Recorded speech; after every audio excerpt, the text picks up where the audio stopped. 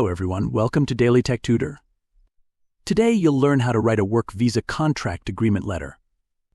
This letter is a formal document issued by an employer to a foreign worker outlining the terms of employment and confirming support for the individual's work visa application.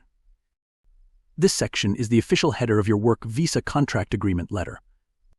It includes your company's letterhead with name, address, contact details, and the date of issuance. Below that, you'll address the letter directly to the employee by name and address, followed by a clear subject line and a professional greeting. This setup ensures your letter looks formal, organized, and legally appropriate. After that, write, "We are pleased to formally offer you the position of job title at company name located in city country. This offer is subject to the approval of your work visa application. The employment will commence on start date and you will be entitled to a monthly salary of amount and currency along with benefits as outlined in our employee handbook. You are expected to perform your duties in accordance with local labor laws and the policies of our organization.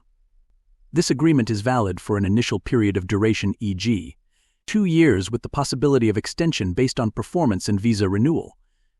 Please note that the company will sponsor your work visa and provide necessary support during the application process. You are required to present valid documents and comply with all legal requirements.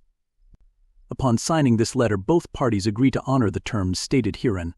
Sincerely, employer's name designation. This is the sample work visa contract agreement letter we have just drafted.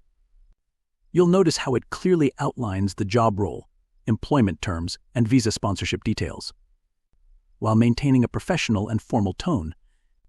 And with that, I conclude today's tutorial. If you found it helpful, please like and subscribe for more tips on writing clear and effective professional and immigration-related letters.